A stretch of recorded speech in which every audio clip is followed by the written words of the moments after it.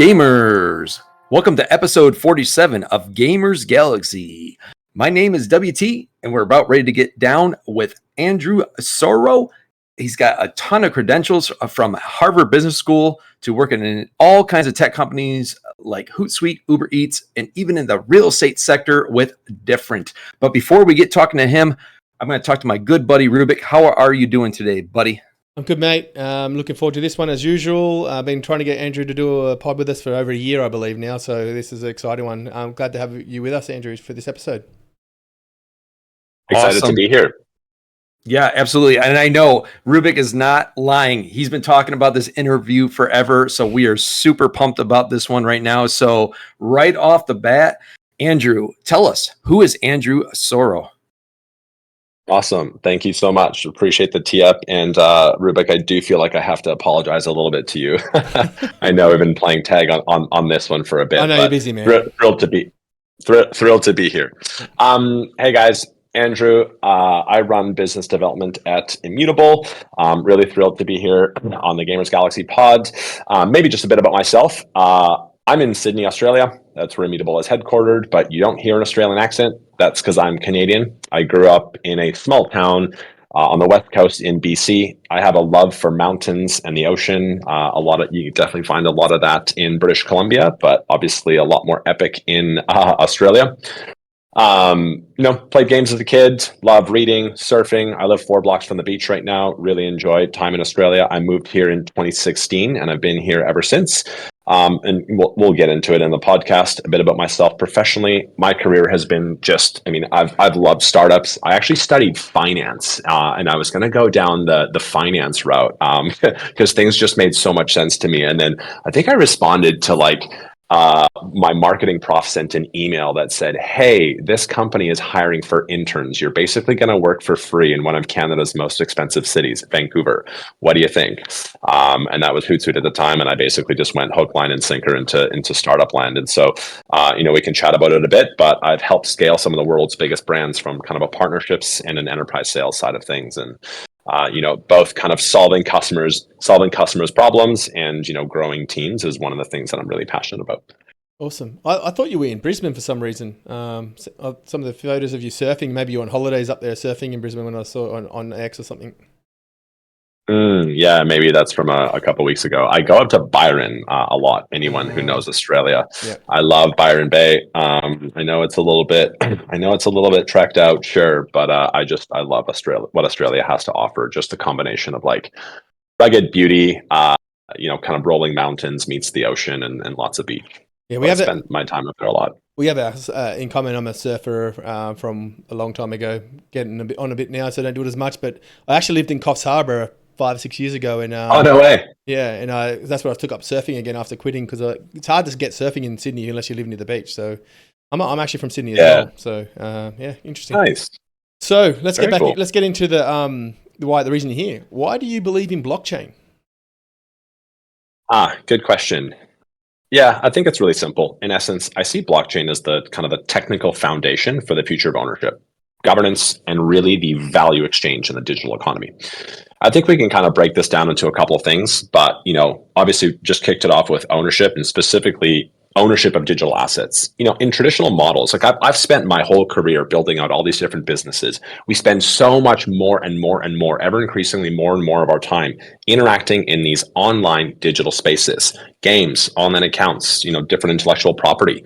And you don't own any of that. In fact, because those are usually mostly free services, you're the product in many of those in many of those types of businesses. And the relationship is extremely extractive, and usually the market kind of goes to, or a lot of the value ends up going to 1, 2, 3, or 4 large players. And so I think along comes this technology that really empowers ownership, allowing people to own, transfer, and potentially monetize their digital assets without relying on intermediaries, I think is really cool. And of course, for games specifically, you think about the secondary trading of game assets that comes as a result of that. We'll talk about it later, but how do we increase, does this increase retention? Does this increase LTV? Of course, I'm going to go straight to kind of the business piece there, but those things are really, really important. And I think we're in the very, very, very early innings of that as well. I think there's also other things beyond ownership. Of course, it's a new model, new paradigm. So you have DeFi, which very much has found product market fit. You have a lot of experimentation, and obviously, what we're talking here about Web3 gaming, a lot of new kind of models here. And so I think that this is just like a really exciting cutting edge space to be in. I think it allows us to rethink how we kind of design economic systems, engage users, and just kind of create new opportunities. And then, of course, I do like this idea. I'm not a purist on it, but I really like the idea of kind of like decentralization of control. So kind of like allowing us to break away from centralized kind of authorities, gatekeepers, sort of tying back to, that kind of intro statement. And so I think just giving more kind of power back to network participants is one of the reasons why I really kind of got interested and started getting involved. Yeah, that's wow. That's a huge shotgun of information there. So, like my intro, you're clearly in the tech industry through several different companies. You got a very diverse resume, and then you're adding all that information there of the aspects of looking at marketing and what is going on in the space versus owning your own assets or not, and companies extracting from you basically your data and your time and not giving anything back. So you clearly get the market, you clearly get the industry, you clearly get tech. But with the man Andrew Soro, what is you clearly got the tech experience. What is your gaming history that you have going on? Yeah, for sure. Of course. So I think, like many folks, my history with gaming started obviously as a kid. And so I think I remember my brothers and I would play GTA San Andreas. I have really fond memories there. I played a bunch of shooters like Rainbow Six, Counter-Strike. I actually really like this indie one. I forget who the dev is. I remember going down a rabbit hole, but Delta Force. So it was like Delta Force 1, 2, 3. It was actually super fun.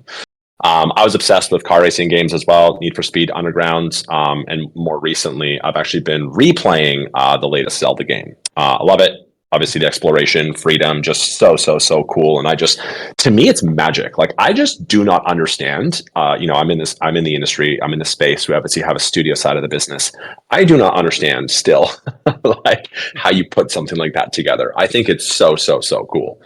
And so, as you mentioned, kind of professionally, I come from a bit of a background in scaling kind of SaaS and tech businesses. And so when I moved to Immutable professionally, this was really new for me, right? Sure, like I had a lot of experience, or not a lot of experience. I had experience, playing games as a consumer. But I do have to call out the one thing that really struck me was how really welcoming the gaming community is. Like, sure, the gaming community is small, and yes, they are rightfully suspicious of kind of tourists. But I think that once they realize that you're not just a tourist, you're like actually trying to build something here, and the industry really cares deeply about authenticity. And so you kind of show up, you show that you're serious about contributing and learning. I didn't really know a ton about the actual gaming business in the early days. And so I kind of wanted to call that out. That was really cool for me just to experience, and it was really inspiring, kind of in the early days of joining Immutable. Yeah, the gaming is like one of the hardest tech problems to solve. It's like if you can give people billions of dollars and they can deliver a flop, so it's like there's a real source of, like you said, that authenticity and people that understand hooks and the technology as well to make sure that it runs efficiently. There's so many different angles of failure, opportunities to fail, and it has one of the highest rates of actually not getting the product out to market after starting. For sure. Yeah. It's you're right. It's not just it is a content business, right? It ascribes to power law. 80% kind of games. Like, what is the stat? Like, there's a huge stat of games that actually never see the light of day at launch, but like 80% at launch, like ultimately just kind of, they don't really hit, and then 3-5% ultimately hit. And to your point, like gaming just on the technology end has really been intertwined with a lot of the large kind of big, like with a lot of tech kind of history, right? Yeah. Elon's first thing that he did was like actually go and work on or build a video game. Microsoft has a huge history, obviously in games, just kind of as all this technology was kind of advancing. And so I think it's just really cool to see how those streams cross over time. Okay, so how was your role been the same at Immutable? Did you start out as the VP, or did you work your way up to that, or were you brought in as that? What actually got you to join Immutable, and what is those? Yeah. Yeah, I joined in June 2021. I was approached by Immutable. I was hired by Robbie, one of the founders. I was the first commercial hire, and this is shortly after we had no platform. Shortly after we had just launched the platform, but we didn't really have anything around go to market. There was a couple really smart people that were trying to think of like, hey, what do we do on this whole go to market side? But yeah, I was ultimately brought in to lead the go-to-market effort, specifically on like sales and biz dev. Mm. I think it's like a bit of a, and even today, like we talk about it, like these are hard roles to fill, right? Like you need someone who's like fairly credible, with good experience selling, but you also need someone with good experience scaling a business. Then you also need to have, you got to be relevant. So what's your crypto? What's your Web3? Are you a degen? Can you relate? Can you be relevant in a lot of these conversations? You obviously got to like games or be from the gaming industry, or at least have a huge passion. And so I think like the trifecta is like relatively difficult to hire for. And we still kind of, we talk about this a lot when we think about our kind of team composition. So yeah, I mean, for me, when I was approached, it was kind of hook, line, and sinker. My crypto kind of journey started in 2016, I think. Mhm. Ethereum kind of made sense. Didn't really know how to wrap my arms around it, but I was like, yeah, cool, awesome. And I was at Uber at the time, scaling that business. Bitcoin totally made sense. And so I just stayed close at it. But, as I mentioned, I was part of all these businesses where we move more and more of our time, attention online. And so along comes this technology that's like, hey, Web3 gaming, perfect fit, digital, gaming assets is kind of the perfect expression of utility for all of these, digital assets or NFTs, as some like to call them.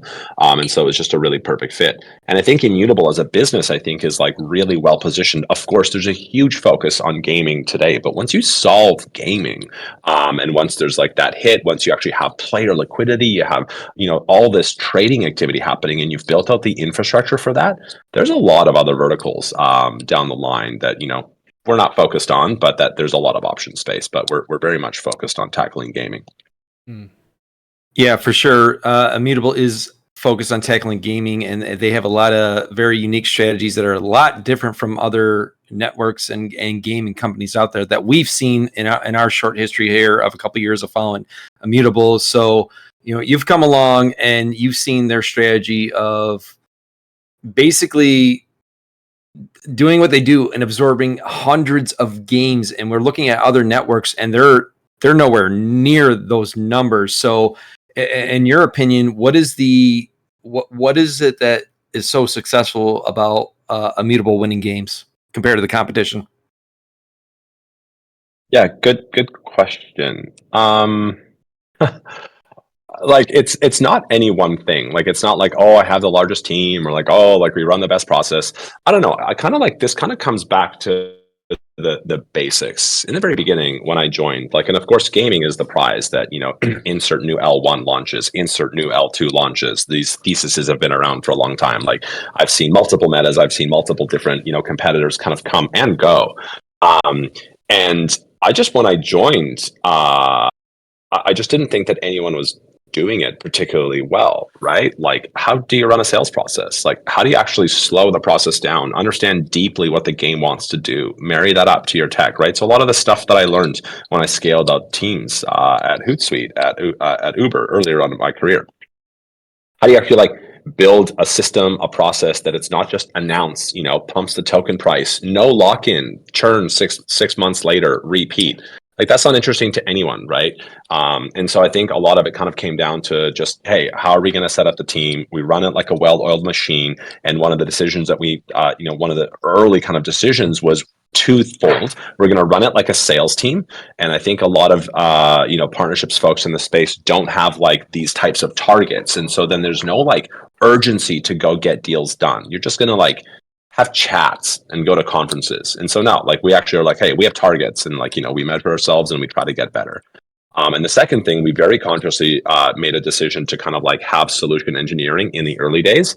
So the tech part of the sale, the very kind of technical breakdown of how Immutable can solve your problems, we had that roll up to me in the early days, and that was just to make sure that we could just be really, really strong in market together. So I think it was a combination of a couple of those things. But honestly, we hire incredible people. We have really, really smart people on the biz dev team, and I've been very, very thrilled and fortunate to work with some of them, and they're really the ones that have carried the business forward. Nice. Are you still actually on the calls, or is that you more overseeing everything now? Are you still making the big calls in the bigger companies and things like that? Of course, yeah. I mean, I think it's really important for any leader to roll up their sleeves and to be there. I have a really sharp team. You have folks like your community probably would know someone like Tyrus.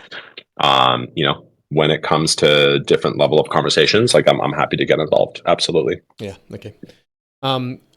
It's kind of like swinging around now a bit towards the impact of the sales team. What's the positive and negative feedbacks you're hearing from games when dealing with them about the Immutable blockchain?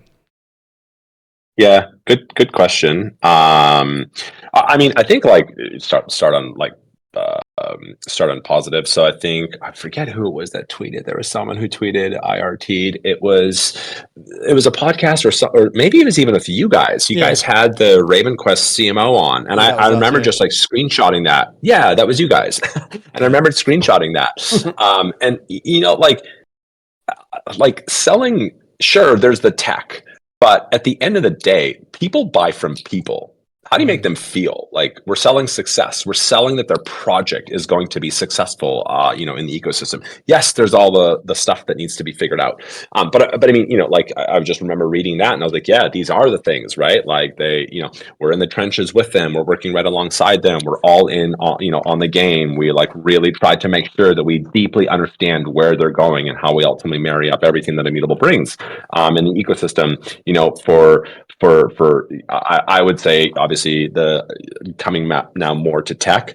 Passport has been incredibly well received. So that's been something that has been, we made this strategic shift about 18 months ago, and I'm really, really glad that we did. That's a massive one for games. They really, really see this kind of promise, this like finally there's this, and we have a long way to go, by the way, on all these products, but finally there's this like hopefully we have this ambition of being the gaming wallet and chain, obviously, and so here's this kind of seamless experience and maybe a discovery and a jump off point down the line. And so those are obviously some of the positives, both in how we support people, both on the tech. Obviously the Polygon relationship was huge, and that was I think 18 months ago now as well.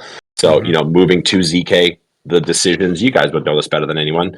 We, were very clear about why we were not on ZK in the early days, but also just seeing the market, on EVM in the early days, but then seeing the market move there and kind of the games, kind of demand that as a requirement. And so ultimately moving to EVM was a big one for us.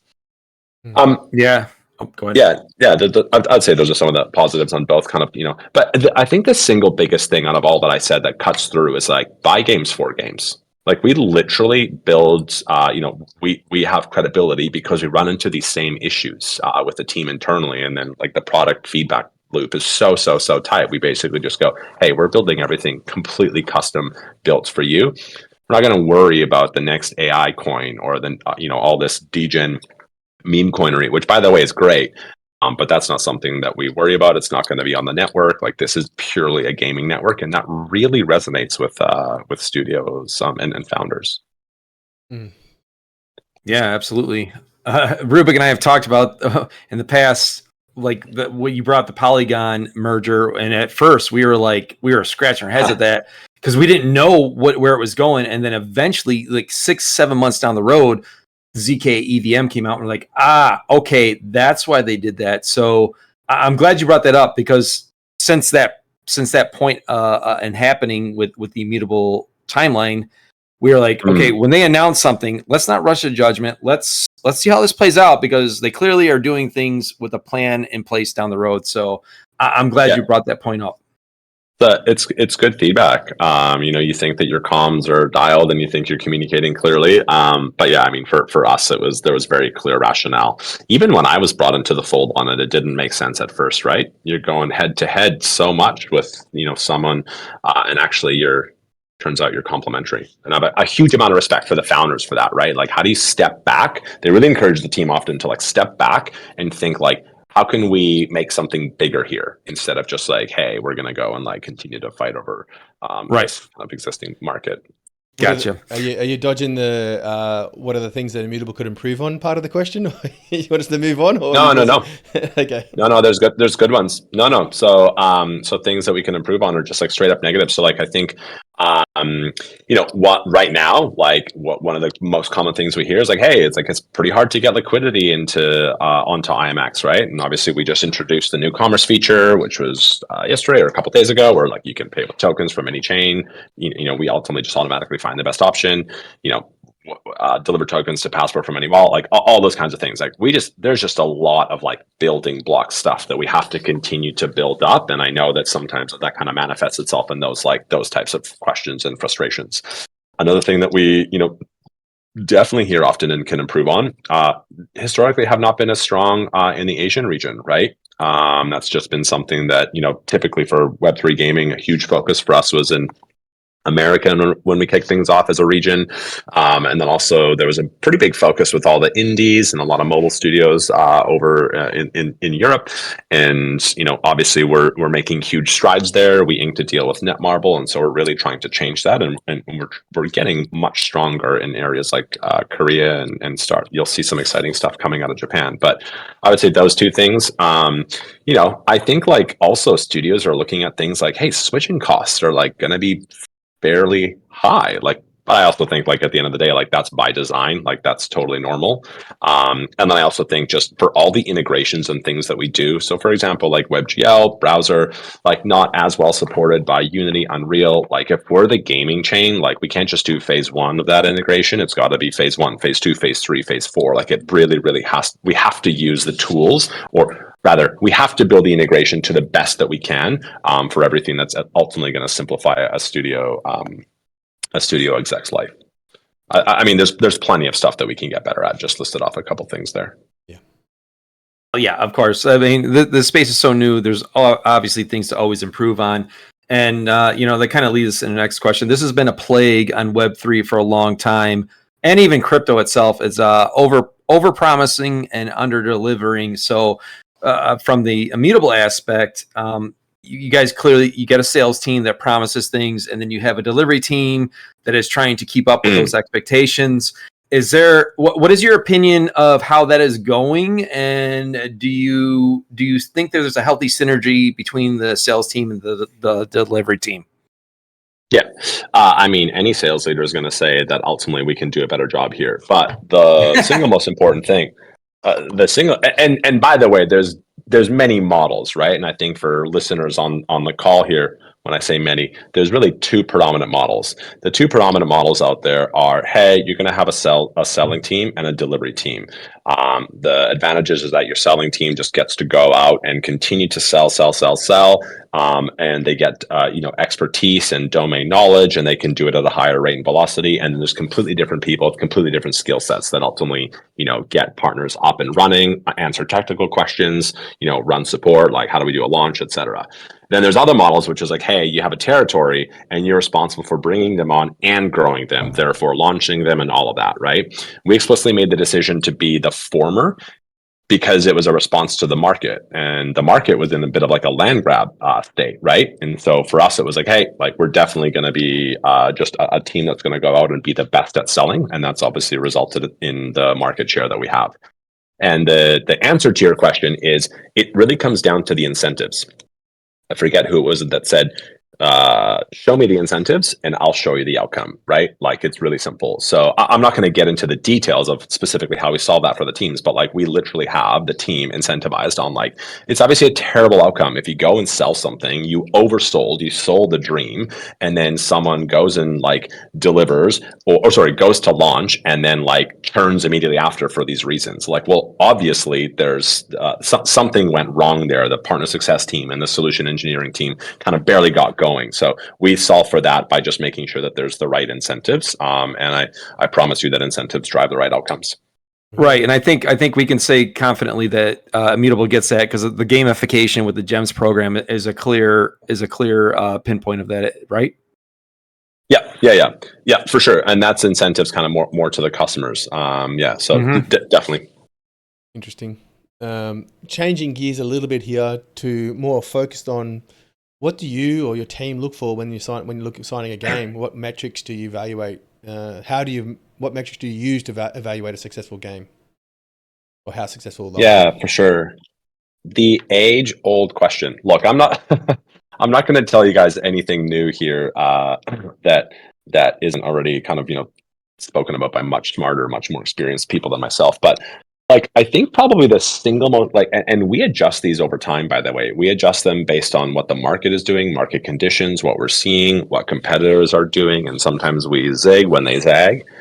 I'd say probably the really top three, and there's a bunch, is funding based on our data, and I think that's why you'll hear Robbie talk about our market share. There's our market share of really good funded projects, which is very, very healthy, and then there's also just hey, we also sign a bunch of indie devs, and a lot of them are long tail, and sometimes they're in the process of funding or haven't squared away funding, they're just experimenting. So for the kind of the upper tier, more managed projects, absolutely funding is important, right? Without funding, you just don't have the breathing room to go and execute. And we see that time and time again, right? Gaming is rife with this. Nothing to do with Immutable. Gaming is rife with this over time, where just you have such a great product, and you're just about to go to market, but you can't raise, or for whatever reason. So I think that's number one, and we like to see 12 plus months. I think most founders would agree they like to see 12 plus months. I think probably something that community. I think people don't get started as early as they probably should on community. I mean, some games do, but I think that one's obviously very important. And then we actually really diligently look at team, not just this person worked on World of Warcraft. It's specifically what was their role, what did they do, and we rank all of the projects, and we kind of go through it, and we kind of just say, hey, because ultimately it's a content business. Where are we placing our bets? We don't have unlimited resources. We have finite time, energy, and resources. And so we really want to make sure that we can do the space as service and make sure that we're doing everything to make sure that the next hit is on Immutable. So those are just some of the things. None of that will be a surprise for your team. And then I think there's maybe a little more interesting answers. There's interesting things that we're doing into spikes. What's the uniqueness of the game? Oh, by the way, we play test every single game, and we actually give feedback to every studio, because we have a studio team and we play test. And so there's a really cool, valuable loop there as well. But we're also looking at what's the uniqueness that this game brings that others don't have.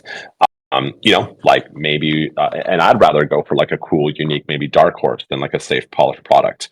And so I think just there's a couple things that I can't share that we're kind of looking at that we are cooking up. But for example, AI auto battlers, AI NPC systems, Blade of Gods, actually, who's a signed partner, they have an AI system that observes users' battle behavior, training purposes, and there's actually just a bunch of depth there. That's really, really cool. A game that I have a lot of respect for that isn't building on Immutable, Avalon. We actually tested that game, really know that team super well. They're doing something really cool in the AI NPC systems, and they're building this huge kind of open world. So there's many different ways that we can take it, but the primary is funding, community, team, and then what's that special sauce, because you're ultimately just making a bet.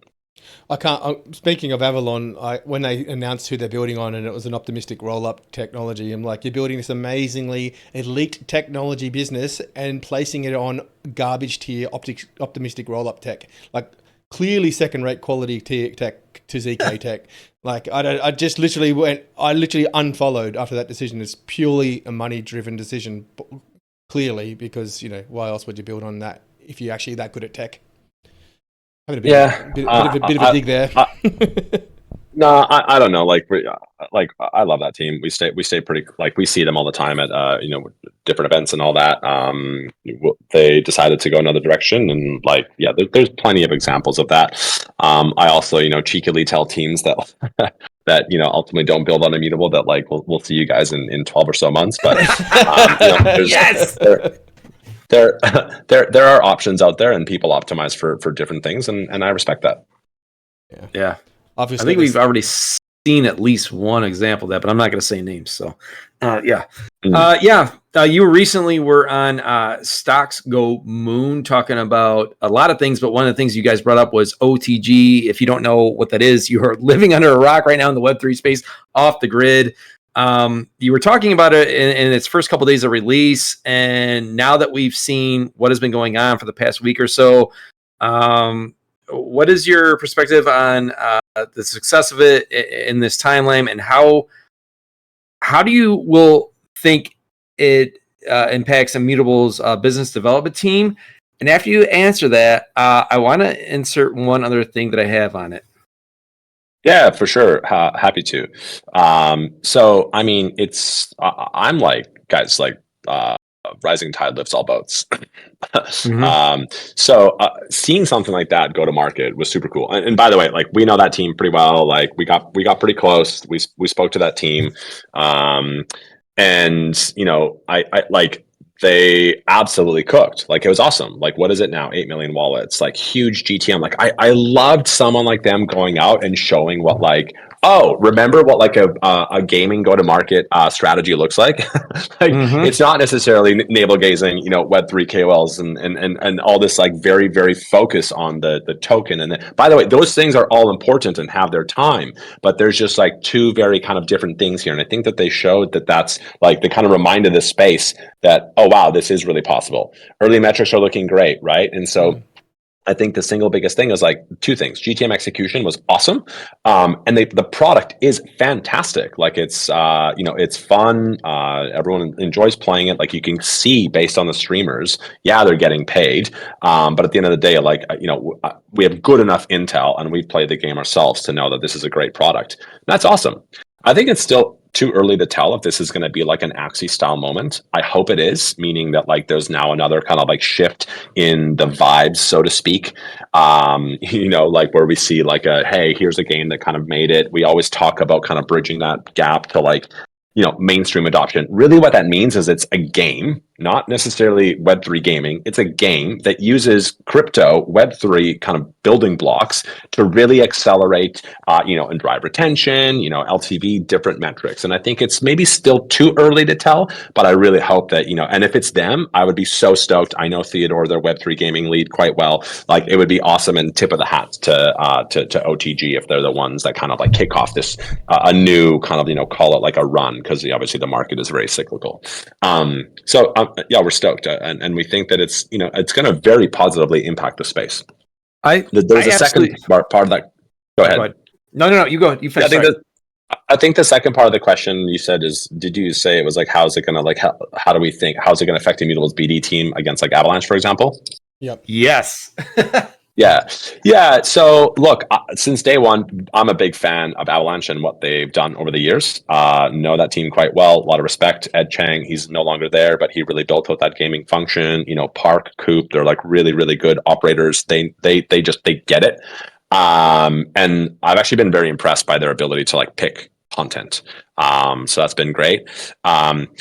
Look, dude, like, I don't think it changes much. Like, and people may laugh, but, like, at the end of the day, like, Immutable's we've been doing this for 3.5, 4 years now, right? I've been at the business for 3.5 years. Competitors come and go. Avalanche has been one that has stayed there, and some games might have very specific requirements. In this instance, like, hey, they needed their own infrastructure, they needed their own chain, they wanted to go and build all this themselves. They had a huge budget. It's like a $80-90 million game.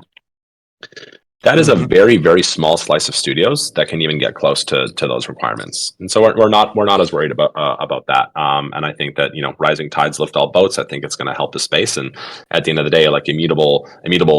I was just at Gamescom 2 months ago. There was 10 Web3 games that were exhibiting. 7 of them are building on Immutable. We did not even know that. That was just, I walked the floor and I counted, and 7 were on Immutable. We've won 140 well-funded games, way more than 140, by the way, since that number's been quoted. That's just this, this year so far. We've kind of just continued to beat our records over and over again. Our active win rate, which is obscene, is above 70%. So that means when someone's making an active decision, it's higher than 70%. For context, in software as a service, in SaaS, 15 to 30 is, like, where your win rate usually is percent. So look, like, we built out what we built out. We made our bets. Tip of the hat to other people that are building. And I just think that it's still day one. There's a lot for everyone here. I'm going to throw a sideball at you here. Mm. Back when, Gunzilla were making the decision to build their own blockchain and that, and there's a bit of a narrative that AVAX is going for these layer ones, rather than being calling subnets. We saw a thing called Nexus announced 6 months ago or 8 months ago, something like that. Yes. Is there anything you can shed us on that? Is that going to be a competitor to AVAX, and when? Or is there any kind of insight you can give it to us about that? Yeah, for sure. To be honest, we actually have sold our first customer on that, and that was Netmarble. They're big enough where they need their own, but also at the end of the day, they decided not to. Really hard to build your own chain. It's really difficult. You're a game studio. Hard enough to ship a product. Now you got to worry about building a blockchain, connecting it all, doing all the ecosystem stuff, making sure that there's liquidity, all that stuff. It's actually quite difficult. And I know in the marketing pitches, all of the L1s simplify it. It's only $2,000. It's only half a dude's days of work for this. It is a lot to build and spin up and maintain a blockchain. And then you have the security, you have all these things to consider. So one, we have that product. It's going to be it's going to be driven by demand, and we actively pitch it. We sell it. Even folks for whom it has that they're like, yes, we want this, they have chosen not to implement it, because why wouldn't they just launch on the main kind of public chain? Over time, they will also graduate to their own chain, and we're more than happy with that. Okay, so that's the angle's more about prove it that you need it, and then we'll give you that. Correct. Because it's going to be more of an. I think I described AVAX and Immutable. Our pod has actually predicted that AVAX and Immutable will be the two chains that games build on in the long term. That'll be where the games build. And it'll be like the iOS version or the Android version, where it's more customizable on Android, and iOS has got all the tools built for you. You just plug them in. And Immutable's building all those tools. Yeah. So that's where that's a good analogy. Yeah. I haven't thought of it that way myself. Yeah, and there'll be a few other players that in 5 to 10 years that still exist, I'd assume. But so maybe some breakout technology that some 10x is the reason to build on them, and they give them a chance. But that's I haven't seen that yet. So, but yeah, that's my opinion on it. But yeah, I also consider the big games will choose what's best for them, not based. AVAX is benefiting from the narrative, but really the 8 million players don't even know what Avalanche is. They would never and don't care. That's what that's not really going to be. That's not the reason why they're successful. It's not Avalanche. It's they could have built that technology on any of their own web blockchains that built that do optimistic roll up. They've all got their own web level layer 3s and things like that. So they could have done it anywhere. But anyway, I'm just ranting here, and it's all about you, not me. So let's carry on. Yeah, I just want to interject real quick. I like your guys' perspective of all ships rising benefits everybody, and that is refreshing because we don't hear that from other networks. Other networks, it's all about negative about other networks. You're rooting, even though it's your competition, you're rooting for the success of a game like OTG because it's good for the entire space, and I like that. And that's been Immutable's kind of stance for many years now. And another stance that they had that is very similar to OTG is Robbie has said it for years. We just need to get a good couple of games, a handful of good couple of games. And he's what he's talking about is what OTG is doing. And we don't care if people know that there's a blockchain involved. In fact, we don't want them to know that there's a blockchain involved. Just like you were saying about AVAX, and what Rubick's saying is people don't know that AVAX is behind the scenes. That's what Robbie has been preaching for years. And while we would love to have OTG on the Immutable platform, that's what Immutable is aiming for, and they're getting games that are getting close to that, like Raven Quest and a few others. And I think Immutable's mission statement is going to win out in the long run. And yes, AVAX will be competitive, like Rubick said. We kind of seen the writing on the wall a long time ago that AVAX was definitely in the same echelon as Immutable. That's so dope. Hats off to you guys, and I just wanted to interject that real quick. Yeah, and that's cool. I hope you kept the receipts on. We got them. That prophecy. Yeah, and the best thing I think about Immutable is, and why we support him, is that not one negative word's come from an Immutable employee at all about the AVAX success. Actually, the opposite. They've always been supportive, and the other blockchains where they're prominent founders that come out with big notices about how this doesn't impact them, and this is the negative part of it. So just keep on that path. We love that part about Immutable, and we're rambling on a bit here, getting close to cutoff time, so we'll carry on. What is Immutable's off the grid? Is there one coming that we don't know about? Is it Dark Machine? Is it one of the Netmarble games? What is Immutables off the grid coming? Is there one out coming? And can you tell us what? Yeah. Good question. Look, I don't like making. I'm not in the business of making predictions, which is ironic considering we're in games and games makes bets. But look, I think there's a couple really exciting titles that are out that are all in the very, very early days. So a couple names that I'll mention. So Immortal Rising 2. I don't think there's Web3 integrated yet. I think that's coming next week or the week after. But we're seeing I'm seeing obscene traction in DAU and MAU. Relative to other partners, it's been really impressive what we're seeing there. It's a South Korean dev, mobile. They really get both mobile data and Web3. So I'm really excited. Obviously, Raven Quest, they're so awesome. Obviously, the successful sale, assets are being minted next month. Really excited for this for this MMO. A lot of activity will be coming both from them and us over the next couple of months. So we're excited to really juice it.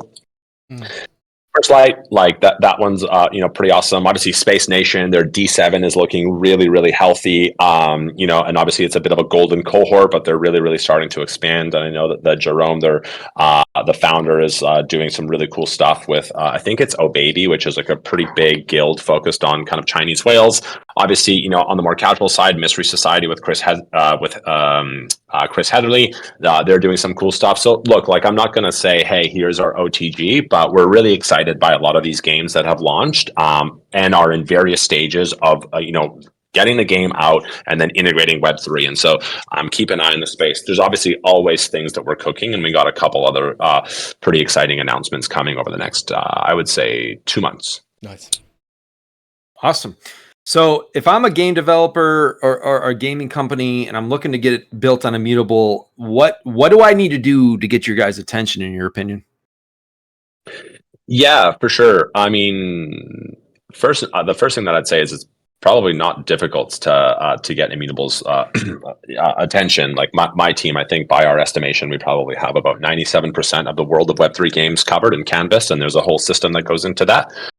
I think the single biggest thing that I'd say is build your community earlier than you think that you need to get started. So often we see folks that just have an exceptional product, awesome team, like just really going well, but they just like didn't get that community aspect started. And take care of some distribution for yourself before you really need to like go ham on distribution.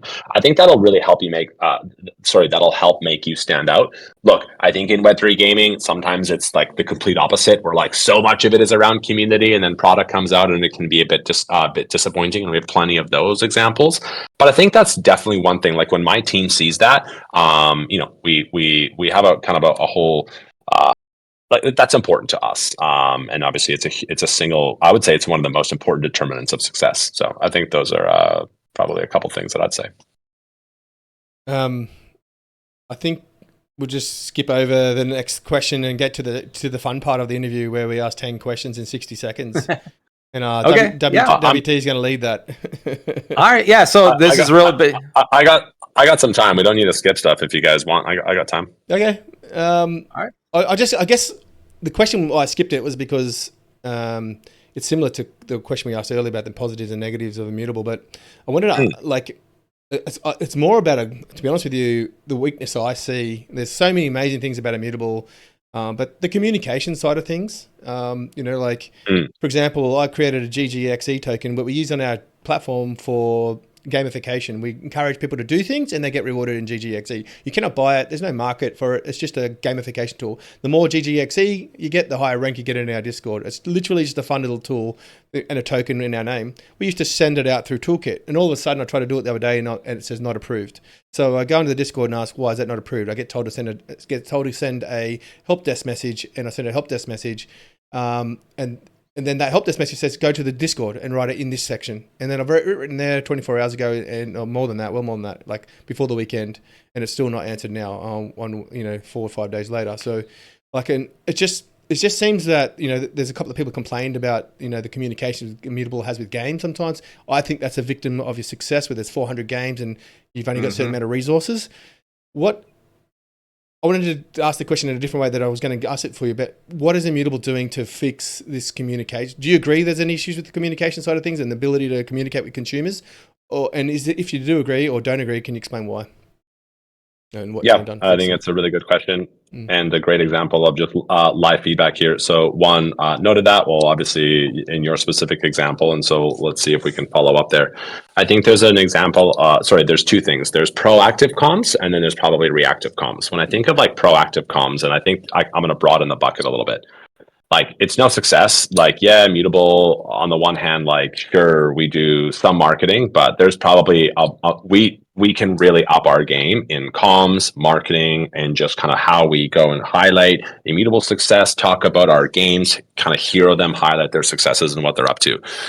And the simple answer is like we actually haven't had a strong leader on that side of the business for for a while, and we've actually just hired an absolute gun. In the early days of just kind of reshaping that strategy, what I've seen there is really, really exciting. We're actually also combined with product co-designing a bunch of super awesome tools that are not blockchain related. Surprise, surprise. That like all games are clamoring for and asking for right now. That's like, hey, how can you make us successful? So one, you should see a huge kind of change and uplift in just our kind of go-to market on that side. And I acknowledge it. Like it's definitely something that we can be better at. I will say that like we probably have let our kind of go-to-market acquisition efforts probably speak for themselves, like market share, all of that. But I hear you, like that's not enough. Like we actually got to do a lot more there. And then on the reactive side, like when people come into us, like yeah, we can always be better. So like what you just gave me is a perfect example. That shouldn't happen. It shouldn't be so clunky. It shouldn't be so hard. So we actually there's two new people who have actually just joined on that specifically that area. And I mean, just in this instance, I'll take this feedback on and music I'll to our share ears, that. mate. To be honest with you, and Yeah, just this is something that came up. I like, look, we can always be better.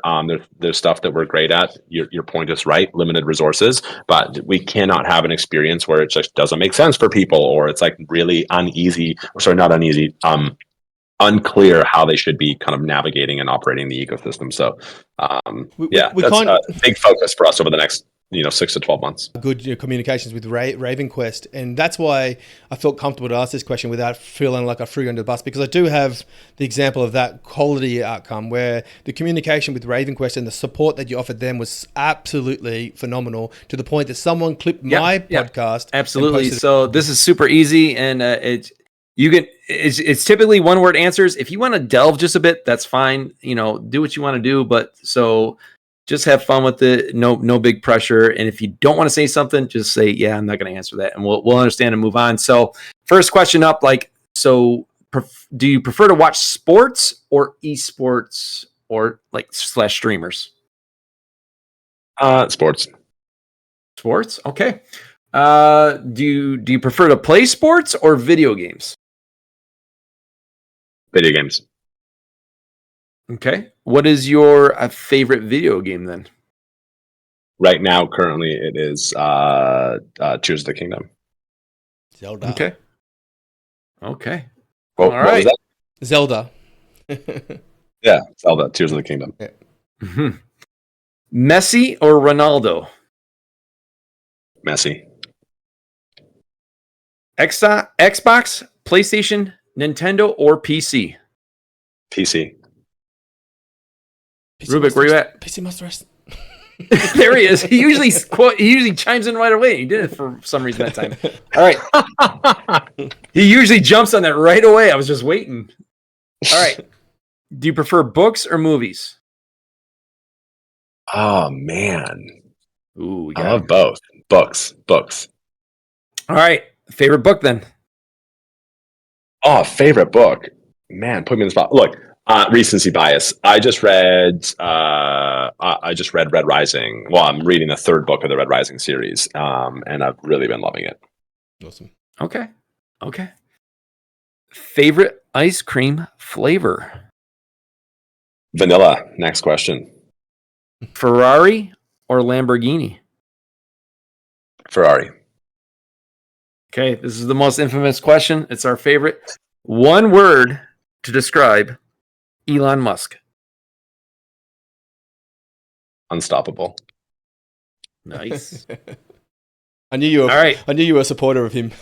So Yeah, I've seen you I figured that too. I've seen you say some positive comments How about could him. you tell? Yeah, I'm a massive. Everyone knows I'm a massive supporter of Elon. I got into Twitter because of him. So yeah. Before, No way. no. Okay. I got into crypto because of him. I think he's a yeah, for sure. He's a singular figure. I don't think that there is currently an entrepreneur or a leader who comes close to him. And he's inspiring a whole generation. He gets a lot of shit, and I think the people that give him a lot of shit are wildly misplaced. He's inspiring a whole generation of people and business leaders to just like get shit done, think differently. Absolutely. He's the Tony Stark of our generation for sure. So, like that little side question in there earlier has kind of left a little bit of a. I don't want to leave it on that. Kind of criticism sort of side of things. Like, tell us about what you're excited about it for Immutable, or any alpha we can extract out of you. Going forward. Yeah, for sure. No, there's like no bad questions. So I think for us, for the next kind of six to 9, maybe 12 months, 12 months in crypto is, ages, decades. We're going to continue. So the couple things, like obviously we're going to really focus on, there's a lot more that we need to do on Passport. So there's a huge effort and focus on that to just continue to build it up to be the number one gaming wallet. Of course, the chain is there and cooking, and we'll probably have kind of continued improvements, but really leaps and bounds will be over on the Passport side. I kind of hinted at some other things that we're looking at that are in the kind of, hey, how do we help make games successful? Really excited for that. And look, guys, I can't share, but we got 2 or 3 things up our sleeve. I think probably over the next 90 days that we'll be announcing that I'm really personally excited about that are coming out of my team. So. Lots to, same old, lots to be excited about, and definitely stay tuned. Awesome. Yeah, absolutely. Thanks for hanging out with us today on episode 47 here at Gamers Galaxy. If you're not in our Discord, definitely jump in, as we have all kinds of alpha, all kinds of information, and anything and everything in Immutable we are trying to cover as best as we can. We want to personally thank Andrew Soro for coming on and hang out with us and giving us his precious time. He is an absolute beast. He is the VP of Global Business Development for Immutable. And I think this is one of our better interviews for sure. We threw some hard questions at him, and he just knocked them out of the park. And yeah, check us out. We'll be back next week for episode 48. Everybody take care. Bye-bye now. Bye-bye now.